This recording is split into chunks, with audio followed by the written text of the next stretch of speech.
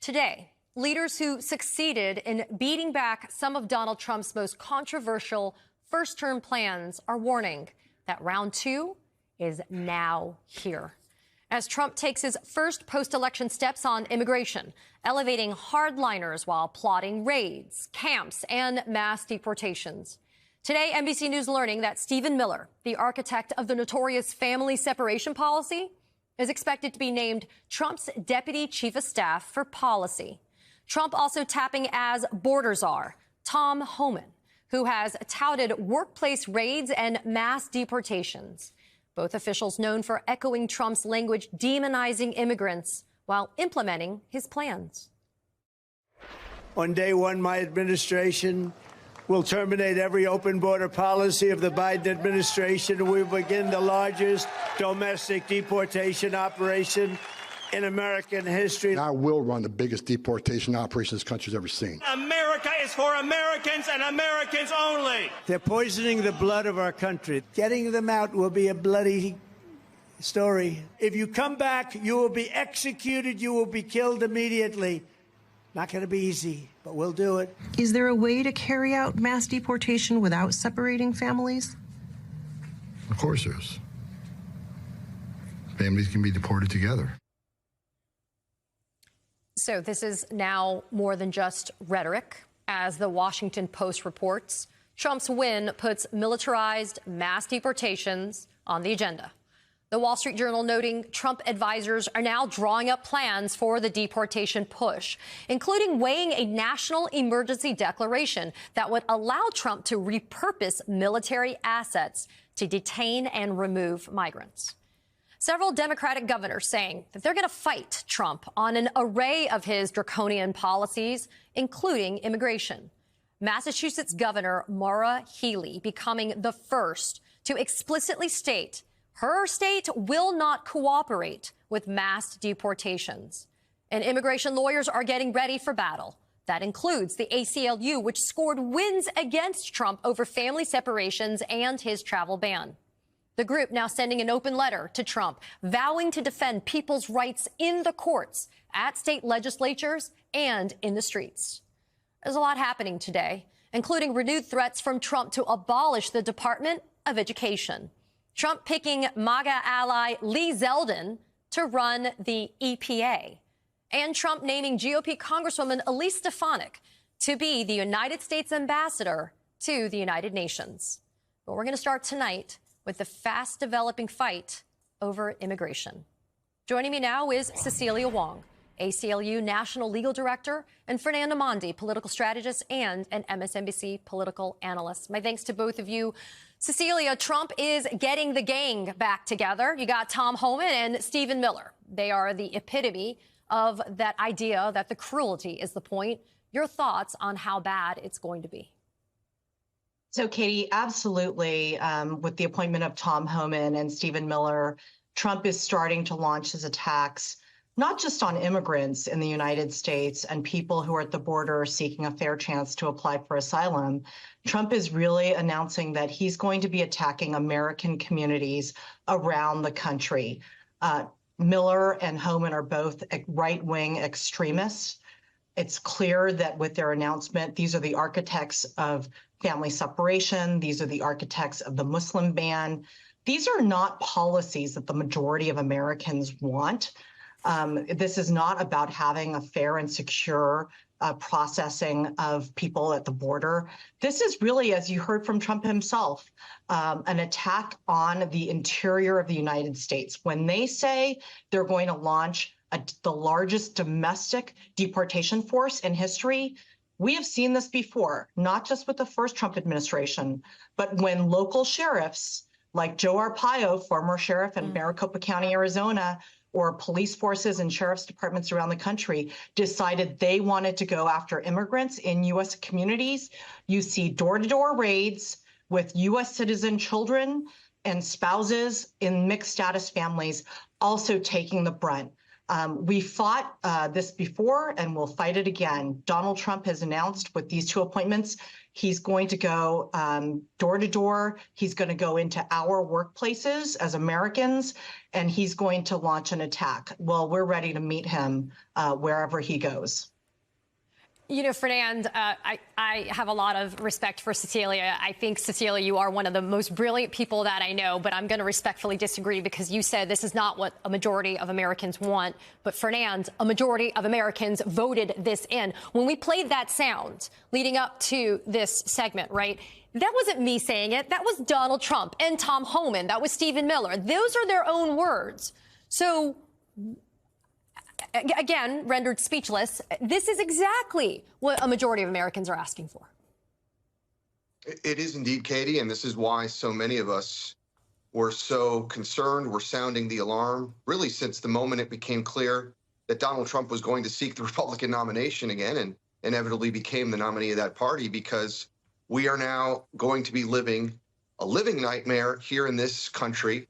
And let's not pretend or not sometimes speak the reality of the horror happening before our eyes. The immigrants are the first step. The idea here is to go after this group, the most vulnerable, to create this militarized force that will now have access to every sector of the United States.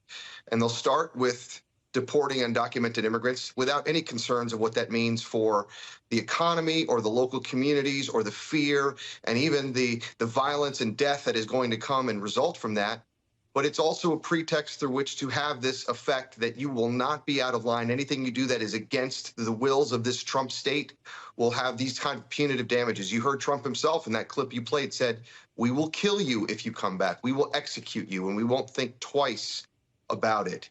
Right now, it has also set off a tremendous sense of anxiety across the country. I think you're going to be seeing over these next 2 months, before Donald Trump is sworn in as the next president, a movement all across the country. Many immigrants are going to try first to go to these sanctuary states, sanctuary areas, to try and seek some sort of respite, which will cause an issue of its own in those areas.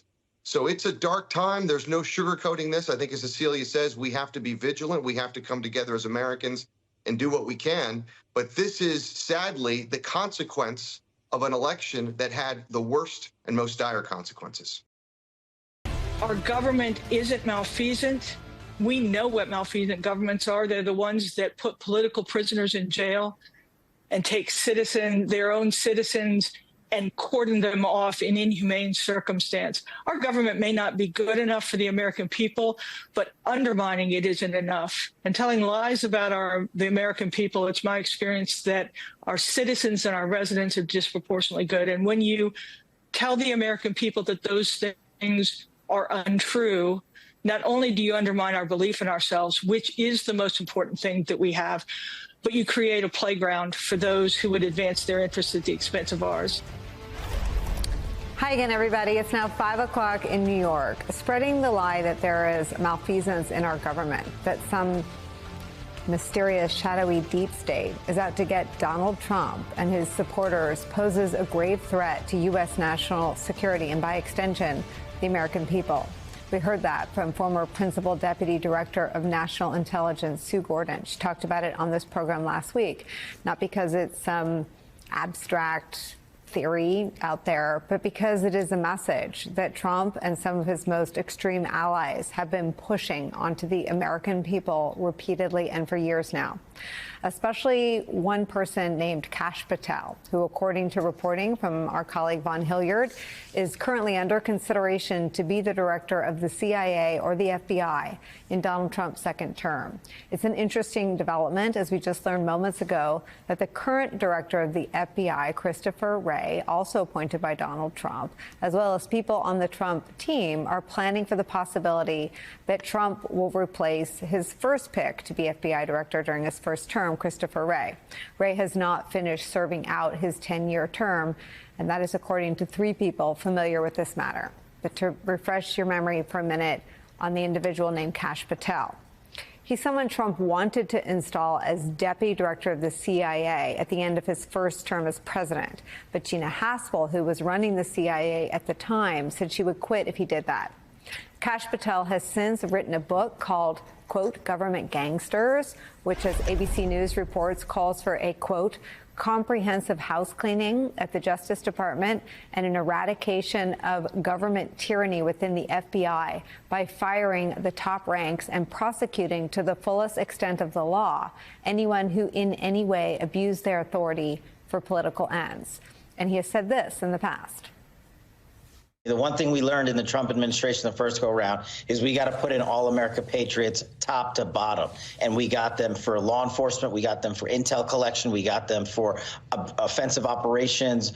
We got them for DOD, CIA, everywhere. And the one thing we will do that they never will do is we will follow the facts and the law and go to courts of law and correct these justices and lawyers who have been prosecuting these cases based on politics and actually issuing them as lawfare. We will go out and find the conspirators, not just in government, but in the media. Yes, we're going to come after the people in the media who lied about American citizens, who helped Joe Biden rig presidential elections. We're going to come after you. Whether it's criminally or civilly, we'll figure that out. But yeah, we're putting you all on notice.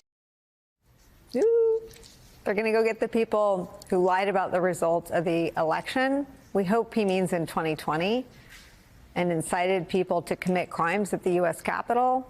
We hope he does that. Anyone that lied about the results of the 2020 election and inspired their own people to carry out crimes and chant, "Hang Mike Pence," those people should meet the fate that Kash Patel describes there in that interview. Now, as concerning as Kash Patel's appointment was to Gina Haspel 4 years ago, and as concerning as the potential for that happening now is, there are more and different worries around what the intelligence community will look like under Donald Trump. NBC News is reporting on the mounting concerns that Trump will politicize and weaponize the U.S. spy agencies, claims he has made very publicly in the past. Quote, lawmakers, former intelligence officers, and Western officials worry that Trump and a group of loyalists could reshape the makeup and mission of the nation's intelligence apparatus. Officers could be pressured to skew their findings to suit the White House's political agenda. Allies might scale back information sharing due to Trump's cavalier approach to secrecy. And in a worst-case scenario, the spy agencies could be converted into tools of retribution against domestic political opponents, the former officers and others say. Meanwhile, the president-elect has been fielding calls from foreign leaders. The Washington Post is reporting that Trump spoke with Russian President Vladimir Putin on Thursday, their first call since Trump's win, according to what the Washington Post called, quote, several people familiar with the matter. Russia is denying that that call took place, and Trump's team tells NBC News this, quote, we do not comment on private calls between President Trump and other world leaders. So there's that. The New York Times is also reporting that South Korea is worried Trump and Kim Jong-un will soon be exchanging what Trump called love letters once again, a situation that could put the safety of our ally, South Korea, at risk. All of this is where we start the hour with former chief of staff at the CIA and at the Department of Defense. Our dear friend Jeremy Bash is here. Jeremy, where do you want to start? Should we start with Kash Patel and his future atop either the FBI or the CIA? What would you think? Hey, Nicole. So first, I want to start by saying, as you've said, today's Veterans Day, and today's a day when we honor the service and sacrifice of those who have served our nation in uniform. It's also a good moment to remember the people who have paid the ultimate sacrifice for our freedom. And I say that, and I start there, because I want people to know that the people who wear the uniform of our country, the people who serve in our intelligence agencies, the people who are the career foreign service diplomats serving our departments and agencies, they're not part of any political party. They're not part of a regime. They don't have a loyalty oath to a person or to an agenda. They're not even part of a loyal opposition. They are completely nonpartisan, and that's the way we want it to be. And I think the only thing I would maybe label all of those people, and I put myself proudly in this camp, is we're institutionalists. We truly believe that the institutions of our government, when deployed and used in a nonpartisan, nonpolitical way, serve the best interests of all Americans. And I actually think, Nicole, as you were assessing at the top of this show, how the Senate will consider the nominations of certain national security professionals, I actually believe that there are a lot of Republican senators, and I put John Thune, John Cornyn, Mitch McConnell, incoming Senator Dave McCormick in that institutional bucket as well. I believe that they will want to see people leading these departments and agencies who will speak truth to power, who will be faithful to the ideal of nonpartisanship. Yes, we need to have civilian control of the military. That's an important principle. We should unpack what that means in the context of a Trump administration. But I want people to know that the good people at CIA, the good people in the Director of National Intelligence, the good people at the Pentagon are not some deep state. They're not going to pursue some political agenda. They just don't have it in their DNA. They don't do it. And they're going to be really working for the interests of all Americans. Jeremy, 8 years ago, I would have left it unremarked what you just said about Mitch McConnell and Mr. McCormick, and I don't know who else you lumped in there, John Thune. But I think we're too late into the Trump story to hope and for John people Cornyn. to hope for people who know better to do better. I mean, the story we led with was about recess appointments because Donald Trump has such a massive political mandate going to Washington. He doesn't need them. So he's using them for a different reason. And I think we both know what the different reason is, right? I mean, are you really pinning the preservation of these institutions you and I both revere on Mitch McConnell and John Thune growing a spine? Well, Nicole, do we have a choice? I mean, that's the point, which is part of being institutionalist means you believe and subscribe to the view of separation of powers in our constitutional system. And you kind of hit this at the top of the show. We're going to be entering a period in which Donald Trump not only controls the entire executive branch, his party will control the Senate, probably the House, and a significant majority of the U.S. Supreme Court. So anybody who has taken civics understands that when you control all three branches of government with a political party, it's much more challenging to have checks and balances. And so as difficult as it is to contemplate this at this moment, Nicole, I think we have to rely on Republicans, Republican elected officials, Supreme Court justices, and people inside government and outside government who are willing to continue to have checks and balances, to continue to hold the executive branch accountable. If there's an unlawful order given to the United States military, I expect, and I think it will be the case, that uniformed military will not carry out unlawful orders. If these people try to politicize the work of the Central Intelligence Agency, I know the people who work at the Central Intelligence Agency, they will not allow their work to be politicized. They will speak the truth, and the truth will set them free. That's emblazoned on the wall of the original headquarters building at Langley. There's a kind of a mode of operating, a view, a loyalty to the Constitution that honestly is bigger than any other idea of who's in power, who's your commander-in-chief, who's calling the shots in the executive branch. And I think we can have faith in people who believe in these institutions. So the last time that Donald Trump was president of the United States, his Secretary of the Interior got embroiled in a corruption scandal and was referred to the U.S. Department of Justice for potential criminal prosecution. The last time Donald Trump was president, his Secretary of Transportation also got embroiled in a corruption scandal and was referred to the Department of Justice for potential criminal prosecution. The last time Donald Trump was president, his Secretary of Labor got embroiled in a disgusting scandal involving convicted pedophile Jeffrey Epstein. A federal judge ruled that Trump's labor secretary had broken the law in that scandal, and so the labor secretary was referred to the Office of Professional Responsibility at the Justice Department. He ended up resigning in disgrace. Donald Trump's Secretary of Energy resigned in a corruption and ethics scandal. Donald Trump's head of the EPA resigned in a corruption and ethics scandal. Donald Trump's Health and Human Services Secretary resigned in a corruption and ethics scandal. And I mean, any one of these cases is like a teapot dome-sized scandal, right? Used to be if you had one cabinet official involved in a big ethics and or corruption scandal that forced them out of the job or led them to being referred for criminal prosecution, even if you just had one, that would be enough to brand your whole presidency a disgraced and scandal-ridden mistake. I mean, Warren G. Harding. What is remembered about the Warren G. Harding presidency? I mean, maybe you got three things you could remember. A, died in office. B, had an affair. C, teapot dome scandal. corruption scandal, which resulted in a cabinet official being criminally charged. I mean, literally a century after that one scandal involving one cabinet official, that's basically all we remember about that guy's presidency. Because admit it, when I just said Warren G. Harding had an affair, you went, he did? You didn't even know that. We only remember that one scandal because it led to a cabinet official getting in trouble. One cabinet official getting in trouble in that kind of a corruption scandal used to be enough to mar your presidency and brand it alone for a century. The first Donald Trump presidential term had so many cabinet officials forced out of office in disgrace and referred to the Justice Department to face criminal charges. It's actually hard to remember them all.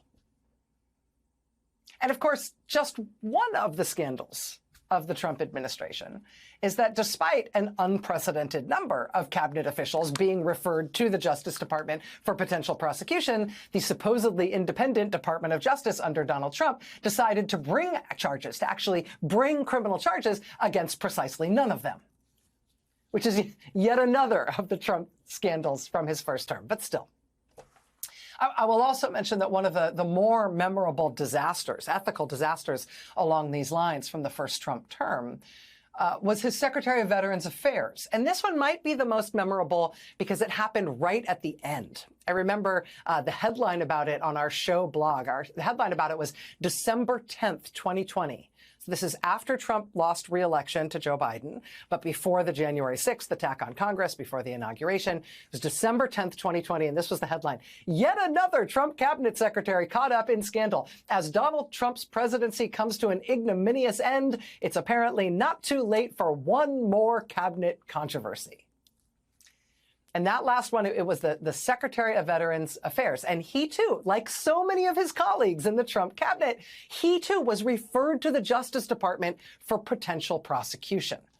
An investigation happened into claims that he had tried to discredit a veteran who said she had been sexually assaulted at a VA facility. The VA Inspector General investigated those allegations, found evidence that he seemed to have broken the law.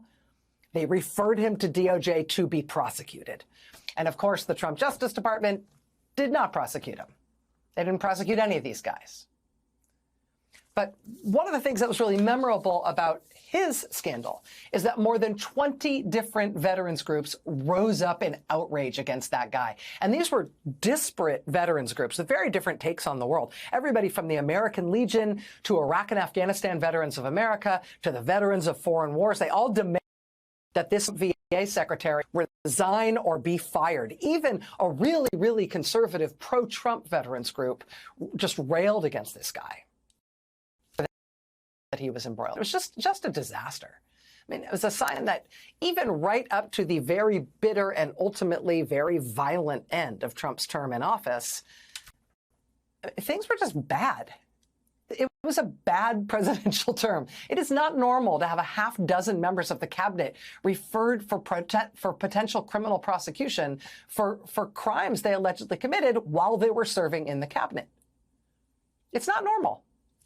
I mean, that's the kind of thing that gets you listed repeatedly as the worst or among the worst ever presidents in U.S. history when presidential historians and scholars are surveyed about these things, right? This is why Trump is considered by experts in the field to be, if not the worst, then certainly one of the worst presidents in the history of the United States. I'm sorry, Warren G. Harding.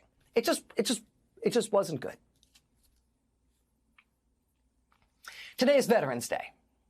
Happy Veterans Day. Veterans Day is a celebratory day. It's not to be confused with Memorial Day, which is a very somber occasion. Memorial Day, we remember service members who gave their lives for our country.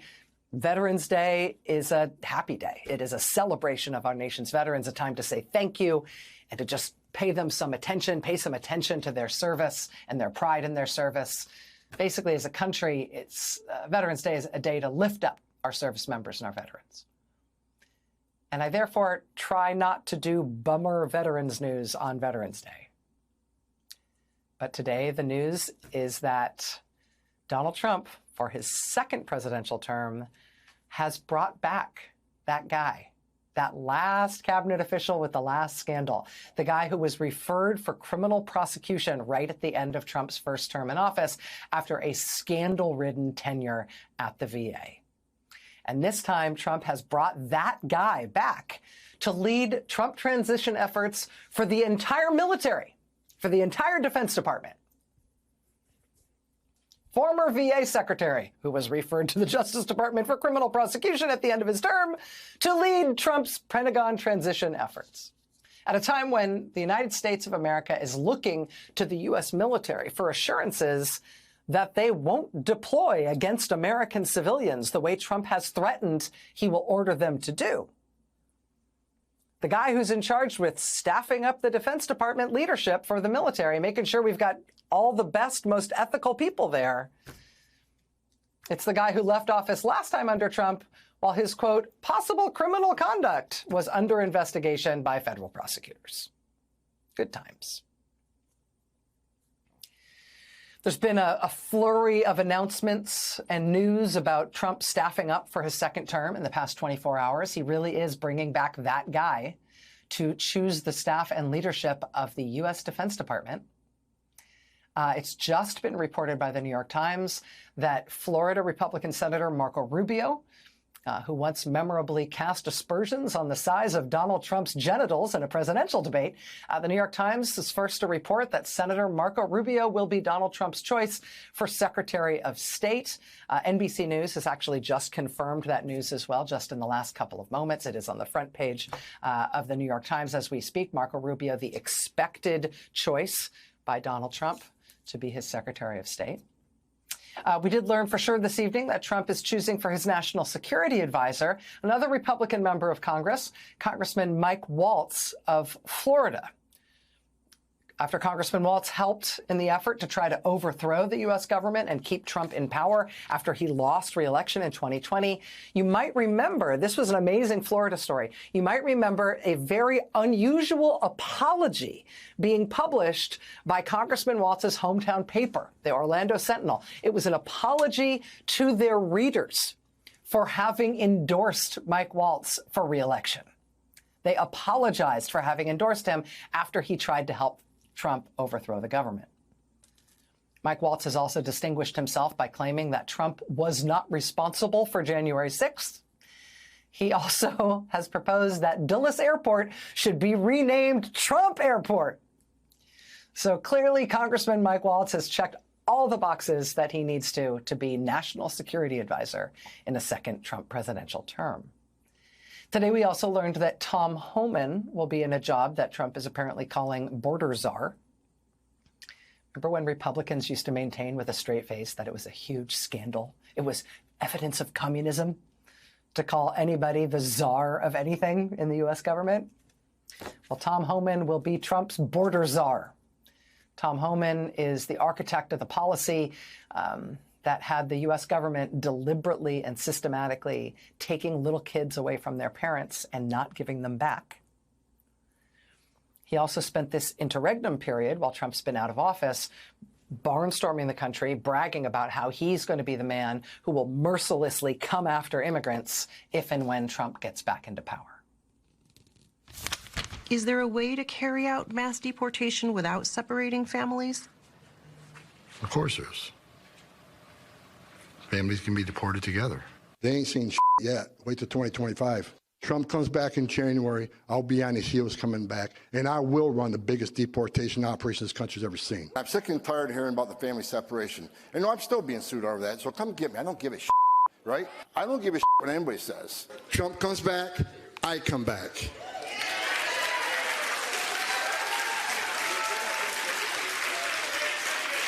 And I will run the biggest deportation operation this country's ever seen. That last appearance there, it's worth pointing out, was Tom Homan, again, just appointed to be Trump's border czar for the second term. That was him speaking this year at an event called the Rod of Iron Festival, which was a quasi-religious event held by sort of a cult group. This is their leader. This is a group that literally worships assault rifles. And their sort of demigod leader, who literally wears a crown that is made out of bullets. That cult event is the kind of event that Tom Homan has been speaking at this year, talking about mass deportations and how he'll run all of that when Trump's back in office. Welcome back. President-elect Donald Trump is expected to name longtime aide and immigration hardliner Stephen Miller as his deputy chief of staff for policy. Trump has not yet announced the pick, but Vice President-elect J.D. Vance appeared to confirm the selection in a post on social media. According to NBC News, Miller will likely be heavily involved in trying to execute Trump's promise to force mass deportations of undocumented immigrants. During Trump's first term in office, Miller was instrumental in Trump's family separation policy, calling it back in 2018, quote, a simple decision by the administration to have a zero-tolerance policy for illegal entry. Joining us now, MSNBC contributor and author of the book, How the Right Lost Its Mind, our friend Charlie Sykes. Charlie, good to see you. Let's start there with Stephen Miller. Obviously, he is a well-known figure from his time in the first Trump administration. The news yesterday that he's likely to have a prominent West Wing post, one with significant responsibilities, certainly met with, shall we say, revulsion among some immigrant rights groups and Democrats. And it seems to be a pretty strong signal that this mass deportations program is in the works. It's going to it could potentially happen. What do you make of it? I think there's absolutely nothing surprising about Stephen Miller's role. He really represents the id of MAGA when it comes to the issue of deportation and immigration. I was listening to the last segment, and I think that there are going to be moments where you're going to look at appointments and you're going to say, okay, that appointment is reassuring or that person is more mainstream. But keep in mind where the real heart of this Trump White House is. I mean, and he has signaled it and he's explained it. He's discussed over and over again. It is people like Stephen Miller. At the moment, Elon Musk, the Tucker Carlsons of the world, Don Jr., and they are going to be pushing, they're going to be in Donald Trump's ear, and they are the ones who are the id of this administration. There may be others who may be the public face, but Donald Trump has told us who he is, what he intends to do, and I don't think we should be surprised by any of this. Yeah, no, you're so right. There were certainly some, who are not Trump supporters at all, who saw the news of Rubio, Susie Wiles, and went, well, okay, that could have been worse. That's a phrase I heard from several people last night. That's right. Others, Stephen Miller, I think, confirmed some worse fears. You mentioned Elon Musk. How do you see that relationship, going forward? He doesn't have an official position. He may never get one. We also know that Trump likes to be the sole star in the sky. What do you think happens? Oh, I think this is going to be one of the most interesting storylines of the next few years. Look, this billionaire bromance is really extraordinary. But the problem is there's only room for one, right? There's only room for one narcissistic billionaire. And at some point, something's got to give. But Elon Musk's role, his prominence in this administration is extraordinary. Obviously, Donald Trump wants to keep as closely as possible. But Elon Musk has made it very clear that he intends to try to do to the federal government what he has done to Twitter. I think he'll find that much more difficult, and I think it's going to really test the loyalty factor. I mean, Donald Trump wants, Elon Musk to love him, but is he going to greenlight every extreme measure that he does? And this, I think, is where the crunch is going to come. So I think, in some ways, I think this is almost like a Shakespearean drama. What is going to happen between these two men, both of whom think that they are somehow the billionaire genius astride the planet? This will end in tears. That's my prediction. Yeah, we'll note that. Let's talk about the Congress that Donald Trump is going to be working with when he comes to office. Republicans already have the Senate, appear likely to take the House. But it's not just the Republicans will have control. It's that both of these bodies are far more Trumpified than what we saw when he took office in 2017. Talk to us about how you see that dynamic playing out. What doors does that open for Trump? Well, I mean, all the doors are open for Trump, including getting all of his nominations through. However, I think it is interesting that he's fired the first shot against checks and balances by asking or demanding that the Senate Republicans essentially surrender their constitutional responsibility of advice and consent. He wants to be able to make recess appointments. So what he is basically saying is, look, I don't regard you as co-equal branches of government. I want you to do my bidding. And so he's demanding complete loyalty. Now, how is that going to work? We don't know. How will the Senate be willing to surrender one of its core constitutional functions? Will Mike Johnson be able to hold together that chaotic caucus? I mean, Trump may provide the glue, but the margin in the House is going to be very, very narrow. And Trump clearly is trying to bend the Senate to his will. I think we're going to find out very shortly, how that's going to play out when we see who the Senate selects as its majority leader. The MAGA folks are really pushing very hard for Rick Scott, although there are indications that that may be backfiring. We'll find out. Yeah, certainly the Senate, it's a blind vote. They have some ability to potentially defy Trump. We shall see. And of course, we all wait to see if Trump does eventually stock his administration with some of the more extreme figures on the right, the Rick Grenells, the Kash Patels, Robert F. Kennedy Jr. We'll find all that out in the days ahead. MSNBC contributor Charlie Sykes. Charlie, thank you as always. We will talk to you again soon. Donald Trump is expected this week to nominate Republican Senator Marco Rubio of Florida as Secretary of State. It's according to 3 sources familiar with the selection process. The sources also did say, though, Trump still could change his mind on who will fill the role of the country's top diplomat. Trump yesterday also selecting former Congressman Lee Zeldin of New York to oversee the Environmental Protection Agency. Zeldin's nomination widely criticized by environmental groups because of his lack of experience in that area. The post requires Senate confirmation, but Republicans will have the majority in the upper chamber when the new Congress is sworn in.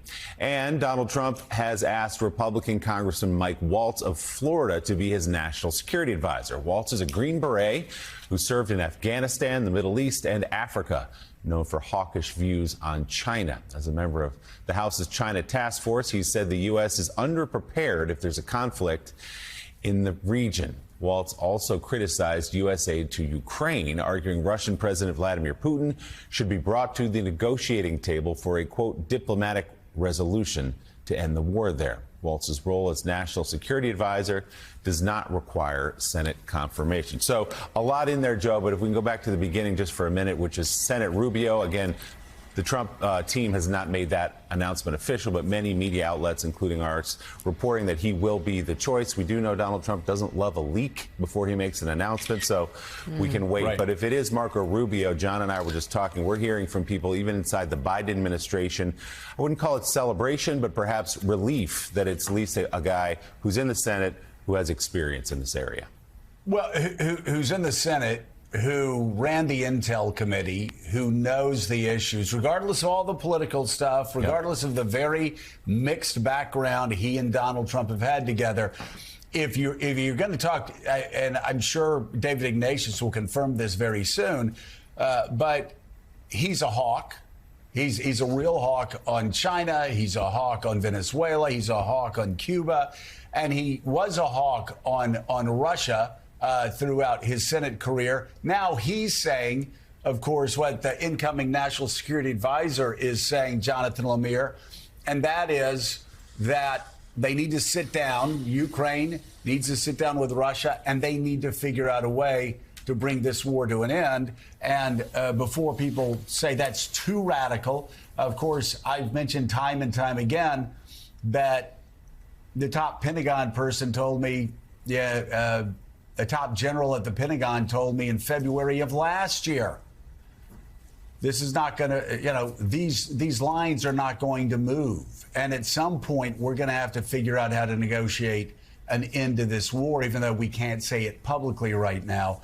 And that is what Marco Rubio and what Congressman Waltz are saying right now is let's figure. I think the biggest difference is if it's a Biden administration that's negotiating that deal, then it says, OK, Ukraine's going to have to give up land in return. It will get protection from the United States.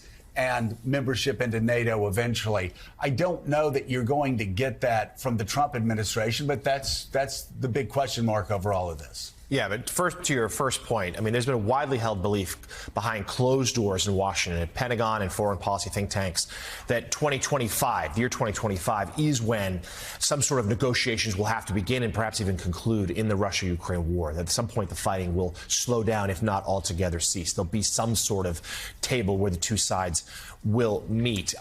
Senator Rubio did vote against. He was one of the 15 Republican senators who voted against the last wave of U.S. aid to Ukraine, though he was supportive more in the past. Certainly, the incoming National Security Advisor also skeptical of the U.S. continuing to fund the war effort. Donald Trump himself is that. But to Willie's point earlier, I heard from a number of people within the Biden administration, other foreign policy leaders who also all sort of said almost in one voice, quote, it could have been worse in terms of the Rubio pick, that he is a senator. He does have some national security credentials. He has been a believer in NATO. Now, of course, he's going to serve at the pleasure of the president. He's going to carry out Trump's agenda, but he's at least something of a reassuring figure. Also, it's just who doesn't get that job? The Rick Grinnells, the Kash Patels of the world, who, the real firebrands of the right, of MAGA world, who there was real concern might be put in the foggy bottom post. Now, they may get a big job elsewhere. Obviously, the FBI,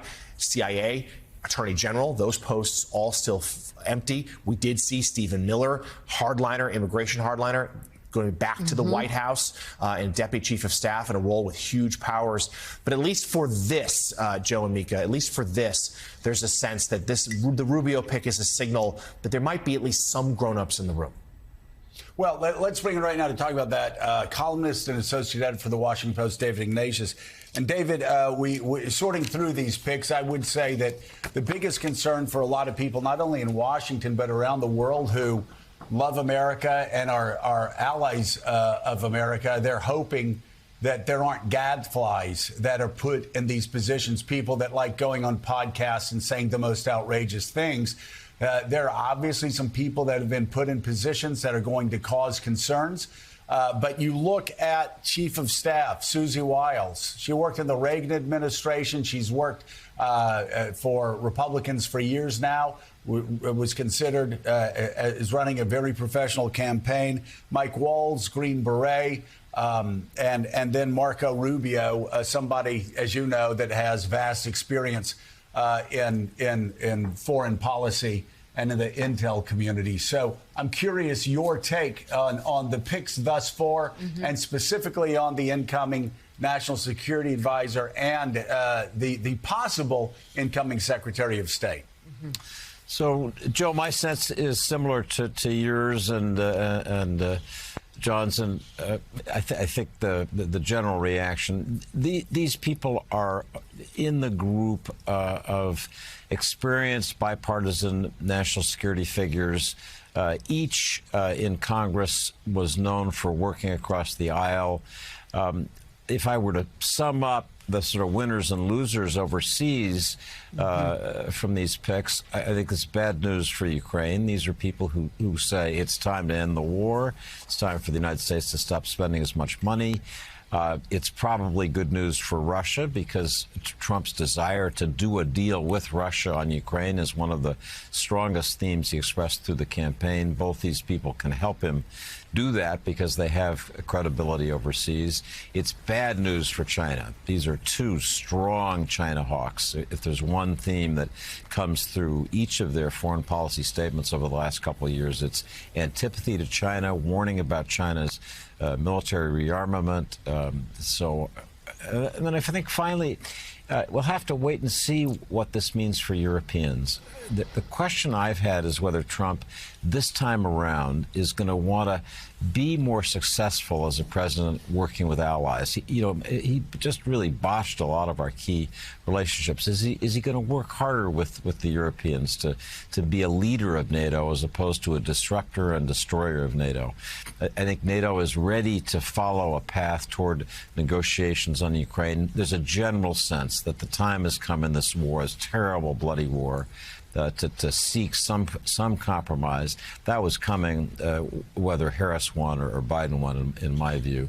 So I think it's generally, more responsible, respectable, if you can say that, team than you might have thought.